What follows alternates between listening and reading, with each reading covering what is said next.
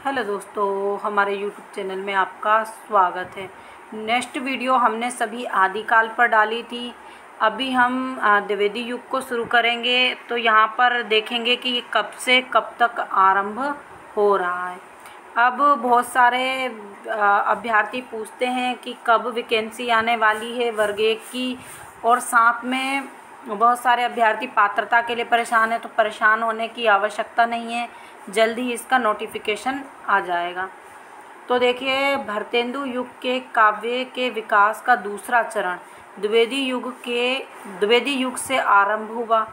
आचार्य महावीर प्रसाद द्विवेदी के नाम पर इस युग का नाम पड़ा। देखिए, द्विवेदी युग को द्विवेदी युग क्यों कहा जाता है? क्योंकि महावीर प्रसाद द्विवेदी जी के नाम पर, चूँकि इनकी रचनाएं ही सर्वप्रथम मानी जाती हैं, इनकी रचना से ही द्विवेदी युग का आरंभ माना जाता है।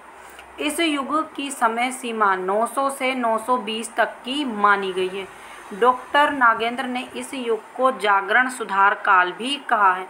अगर वहाँ पर ऑप्शन आ जाए कि द्विवेदी युग को किस नाम से जाना जाता है, तो आप इसमें 4 में से एक ये टिक कर सकते हैं, या फिर डॉक्टर नागेंद्र के अनुसार द्विवेदी युग को किस नाम से जाना जाता है, तब भी आपको यही टिक करना है। फिर अगर एक क्वेश्चन आ जाए कि द्विवेदी युग की समय सीमा कब तक की है, तो सन दे देंगे, उसमें सन के आप आधार पर इसको टिक कर सकते हैं। इसको पूरा पढ़ना ज़रूरी है। देखिए, यहाँ पर महावीर प्रसाद द्विवेदी और उनके युग के बारे में दिया गया है। तो द्विवेदी युग के प्रतीक कवि महावीर प्रसाद द्विवेदी का जन्म 1864 में रायबरेली के दौलतपुर नामक स्थान पर हुआ, यानी ग्राम में हुआ था। इन्होंने 1903 से सरस्वती पत्रिका के संपादक बने और 1920 तक इस पत्रिका के संपादक बने रहे। गद्य लेखन के क्षेत्र में इन्होंने विशेष सफलता प्राप्त की। इनके लिखे हुए अनूदित गद्य और पद ग्रंथों की संख्या लगभग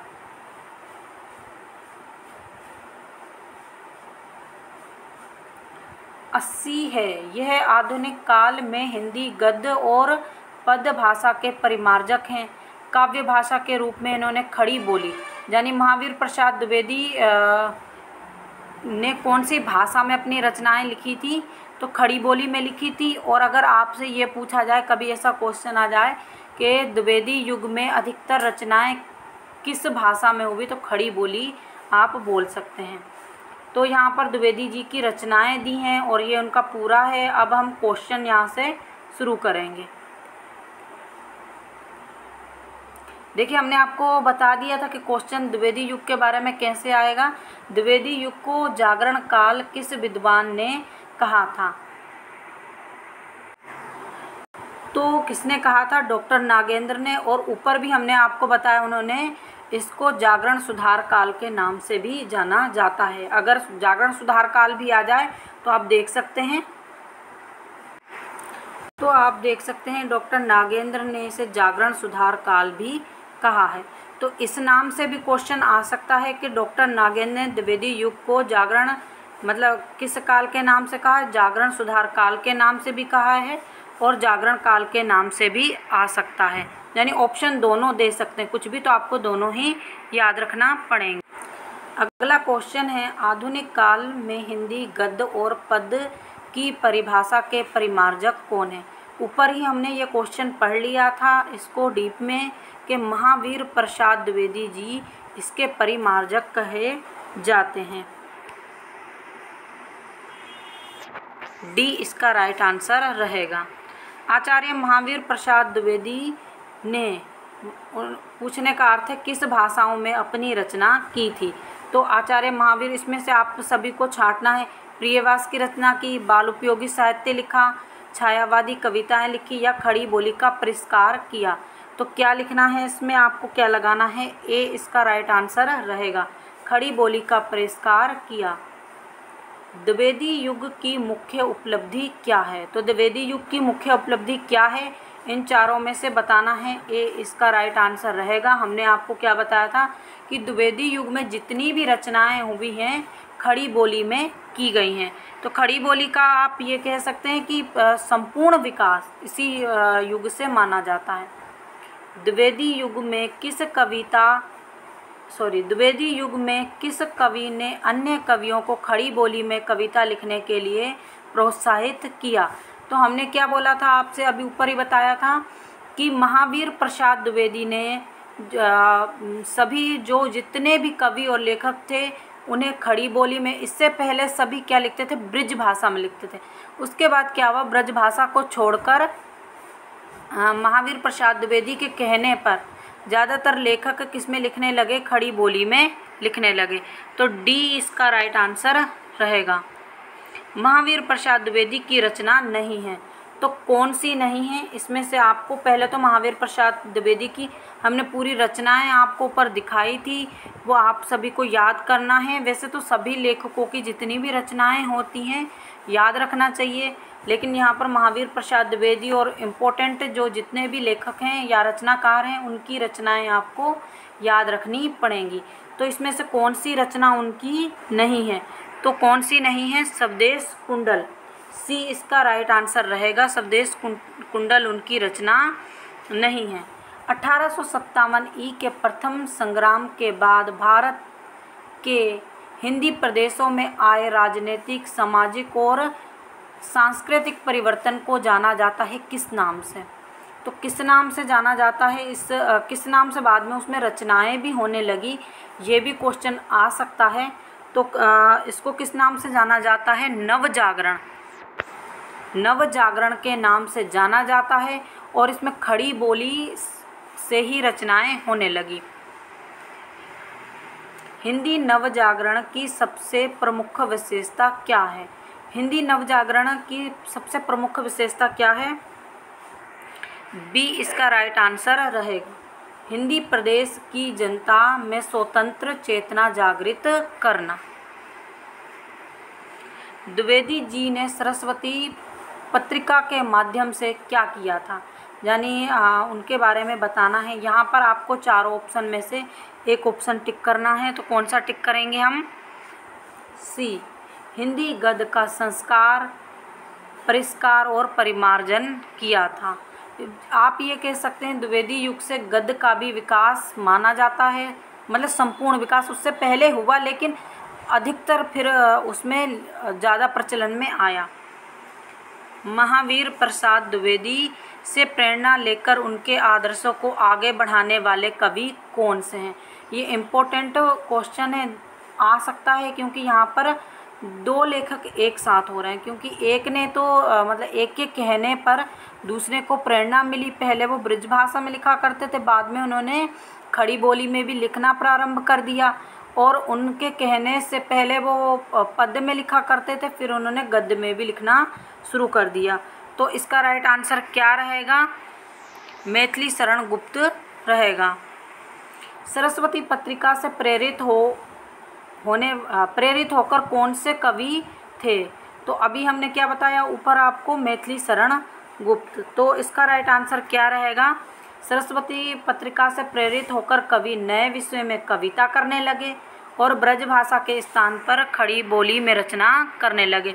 ये दोनों ही हमने आपको बता दिए थे कि सरस्वती पत्रिका या कहा जाए कि महावीर प्रसाद द्विवेदी जी के आने के बाद क्या परिवर्तन आया। एक तो नए विषय पर कविता करने लगे और उसके बाद ब्रज भाषा के स्थान पर खड़ी बोली में भी रचनाएं करने लगे। और सबसे पहले कौन से कवि ने द्विवेदी जी से प्रेरणा लेकर अपने रचना का पथ बदल लिया? तो ऐसा भी क्वेश्चन आ सकता है, तो मैथिली शरण गुप्त ही आपको लगाना होगा। द्विवेदी युगीन कवियों की कविताएं परिपूर्ण थी। तो द्विवेदी युग की ज़्यादातर कविताएं किससे परिपूर्ण थी? ये क्वेश्चन इम्पोर्टेंट है और आ भी सकता है। तो इसका राइट आंसर क्या रहेगा? राष्ट्रीयता से, स्वदेश नागर से, स्वदेश अनुराग से, नवजागरण से, और ये सभी इसका राइट आंसर रहेगा। क्योंकि द्विवेदी युग में आप देखिएगा भारत भारती लिखी गई और देश के लिए मतलब देश के राष्ट्रहित के लिए अच्छी अच्छी कविताएं लिखी गई, जिससे देश की आज़ादी के लिए कुछ माहौल बन सके। सरस्वती पत्रिका के द्वारा द्विवेदी जी ने क्या किया था? इसके माध्यम से उन्होंने क्या मतलब किया था? तो ज्ञानवर्धन किया था, भाषा के महत्व को समझाया, गद्य पद के लिए नई राह निर्मित की। तो इसका उपरोक्त सभी, इसका आंसर आएगा डी। नव जागरण परक चेतना को आगे बढ़ाने में महत्वपूर्ण भूमिका निभाई है। किसने निभाई है? सरस्वती पत्रिका ने। 17 साल महावीर प्रसाद द्विवेदी ने इसका संपादन किया था। ये याद रखिएगा, अगर आपको सन भूल जाए तो 20 तक और 3 से किया था, ऐसा याद कर लीजिए, या फिर 17 साल। द्विवेदी युग की कविताएं हैं। तो द्विवेदी युग की कविताएं कैसी हैं? उपदेशात्मक और इतिवर्तनात्मक। ये इसका राइट आंसर रहेगा। द्विवेदी युग के काव्य में हुई रचनाएं क्या हैं? तो द्विवेदी युग के काव्य में हुई रचनाएं क्या हैं? तो इसका राइट आंसर क्या रहेगा? उपरोक्त सभी। प्रबंध हैं, मुक्तक हैं, प्रगति हैं, सभी हैं, सभी इसका राइट आंसर लगा देना है। अयोध्या सिंह उपाध्याय, देखिए अयोध्या सिंह उपाध्याय इन्होंने भी राष्ट्रहित के लिए बहुत सारी कविताएं लिखी, और रामधारी सिंह दिनकर ने लिखी, मैथिली शरण गुप्त ने लिखी। आप इसमें बहुत सारे कवियों को देखेंगे। सबसे पहले आपको याद रखना पड़ेगा द्विवेदी युग में कौन कौन से लेखकों ने रचनाएं की, इस चीज़ को भी आपको याद रखना पड़ेगा। इसके बारे में भी हम आपको पढ़ा देंगे। अगर आपको जीवन परिचय पढ़ना हो तो वो भी आप कमेंट के माध्यम से बताइएगा, हम जरूर पढ़ाएंगे। अयोध्या सिंह उपाध्याय की काव्य रचना की एक विशेषता है। तो क्या विशेषता है उनकी रचना की? सी, संस्कृत की समास युक्त पदावली का प्रयोग। उन्होंने पहले, वो ऐसे लेखक थे जिन्होंने संस्कृत की समास युक्त पदावली का प्रयोग किया था। अयोध्या सिंह उपाध्याय हरिओद की सर्वप्रथम रचना कौन सी है? तो अयोध्या सिंह उपाध्याय की सर्वप्रथम रचना कौन सी है? ये तीनों ही उनकी रचनाएं हैं, लेकिन सबसे ज़्यादा उनकी फेमस रचना है अगर कहा जाए तो प्रिय प्रवास है। इसके लिए उन्हें साहित्य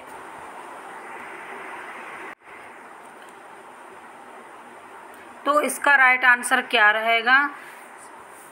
अयोध्या सिंह उपाध्याय हरिओद की सर्वोत्तम रचना कौन सी है? प्रिय प्रवास है। प्रिय प्रवास का वर्णिक विषय क्या है? तो प्रिय प्रवास का वर्णिक विषय क्या है? ए इसका राइट आंसर रहेगा, कृष्ण का मथुरा प्रवास। प्रिय प्रवास क्या है? काव्य है, महाकाव्य है, खंड काव्य है, या फिर कोई रचना है? तो आपको क्या टिक करना है? उपरोक्त सभी। इसका महाकाव्य है, खड़ी बोली में लिखा गया है, प्राकृतिक वर्णन की दृष्टि से प्रशंसनीय है। प्रिय प्रवास की रचना के बारे में कौन सा कथन सत्य है? तो कौन सा कथन सत्य है? प्रिय प्रवास रचना के बारे में कौन सा कथन सत्य है? तो कौन सा कथन असत्य है, इसका बताना है। इसे चारों को पढ़ना है और उसमें कौन सा कथन, अगर आपने पूरी रचना के बारे में आपको जानकारी होगी तो उसमें से कोई भी सत्य या असत्य पूछा जाए तो आप आराम से बता सकते हैं। तो इसका कौन सा गलत है? इसका डी गलत है, बाकी तीनों इसके सही हैं। ये रचना हरिओद जी की है। हरिओद उनकी उपाधि थी, उनका पूरा नाम क्या था? अयोध्या सिंह उपाध्याय। तो उनकी रचना काल, इसका रचना काल कब का है? 1914 का है। ये हिंदी का प्रथम महाकाव्य है। ये सभी बातें सही हैं। प्रिय प्रवास के किस सर्ग में हरिओद जी ने विश्व प्रेम को व्यक्तिगत प्रेम की उपेक्षा अधिक महत्वपूर्ण माना है? तो इसमें पहले आपको ये बताना है कितने सर्ग हैं। तो प्रिय प्रवास सबसे पहले आपको ये मालूम होना चाहिए कितने सर्गों में विभक्त है। तो 17 सर्गों में विभक्त है। ऊपर हमने बताया था कि इसमें 27 सर्ग नहीं हैं, केवल 17 सर्ग हैं। और जो हरिओध जी ने विश्व प्रेम को व्यक्तिगत प्रेम से, यानी देखिए सबसे पहले हमारा देश है, फिर हम स्वयं हैं या हमारे रिलेटिव हैं, तो ऐसी रचना की है लेखक ने यहाँ पर। तो यहाँ पर विश्व प्रेम को व्यक्तिगत प्रेम की उपेक्षा अधिक महत्वपूर्ण बताया गया है। कौन से सर्ग में बताया गया है ये आपसे पूछा गया है, तो 70वें सर्ग यानी लास्ट वाले सर्ग में बताया गया है, अंतिम में। असत्य कथन को चुनिए, इसमें से कौन सा असत्य है आपको बताना है। तो कौन सा असत्य है, प्रिय प्रवास, यानी डी वाला इसमें असत्य है। प्रिय प्रवास पर उन्होंने साहित्य अकादमी पुरस्कार मिला, ऊपर वाला सही है। हरिओध जी का जीवन काल 1865 से लेकर 1947 ई तक का है। हिंदी में उन्हें कवि सम्राट के रूप में जाना जाता है। ये चीज़ें आपको याद रखनी पड़ेंगी। अगर यहाँ पर क्वेश्चन आ जाता है हिंदी में कवि सम्राट या द्विवेदी युग के कवि सम्राट के रूप में किसे जाना जाता है, और यहाँ पर हमने आपको बता दिया था कि हरिओध जी की सबसे फेमस रचना प्रिय प्रवास ही है, और यहाँ पर उन्हें साहित्य अकादमी पुरस्कार नहीं मिला। ये डी वाला गलत है। प्रिय प्रवास मूलतः किस रस से संबंधित ग्रंथ है, तो किससे संबंधित ग्रंथ है, और आपको ये सब चीज़ें याद रखनी पड़ेगी। यह महाकाव्य है, तो वियोग श्रृंगार रस, इसमें नायक नायिका का एंड में वियोग हो जाता है। आप पूरा इसको पढ़िएगा, क्योंकि कृष्ण जी हैं वो मथुरा चले जाते हैं। प्रिय प्रवास की राधा के विरह संबंधी निम्न कथनों में कौन सा कथन असत्य है। यहाँ पर कृष्ण को नायक बनाकर रचना की गई है। प्रिय प्रवास की राधा के विरह संबंधी निम्न कथनों में से कौन सा कथन असत्य है, तो कौन सा कथन असत्य है, ए इसका राइट आंसर रहेगा। राधा का विरह अन्य विरह काव्यों जैसा ही मिलता है, ये असत्य है। बाकी तीनों इसमें सत्य हैं।